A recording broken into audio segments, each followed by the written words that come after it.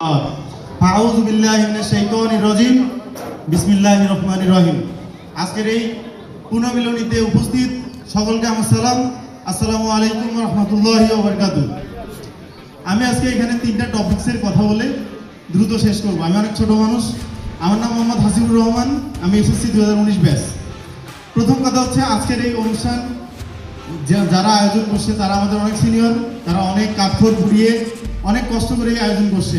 আমাদের 19 ব্যাচের পক্ষ থেকে আমরা সবাই সেই আয়োজক, বড় ভাই, চাচা, বড় বোন সবাইকে আমরা ধন্যবাদ জানাচ্ছি।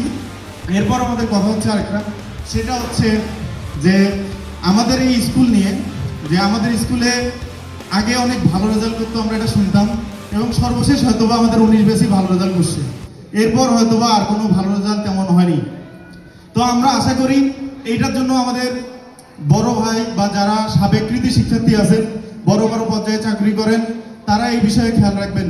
তৃতীয় একটা আমার আবদার, সেটা হচ্ছে আমাদের স্কুলের সাবেক কিছু শিক্ষার্থী, বড় ভাই, চাচা, যারা বড় বড় জায়গায় চাকরি করেন, আমি কিছুক্ষণ আগেও শুনছি এখানে একজন যুগ্ম মহাসচিব বা যুগ্ম সচিব পর্যায়ের বা বড় বড় পদের অনেকেই আছেন, চাকরি করেন। তো আমরা তাদের কাছে একটা আবদার রাখতে চাই ছোট হিসেবে। আমরা অনেকে বিভিন্ন বিশ্ববিদ্যালয়ে পড়াশোনা করতেছি, তো পড়াশোনা শেষ করেও আমরা অনেক জায়গায় বেকার থাকি।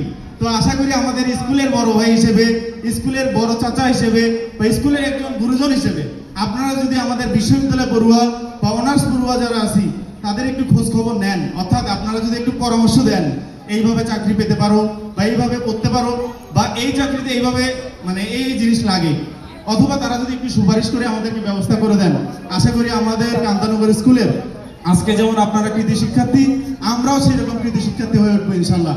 এ বলে আমি আমার বক্তব্য ভুল হলে ক্ষমা চেয়ে আজকের মতো সবাই আয়োজককে ধন্যবাদ জানিয়ে আমার কথা শেষ করছি।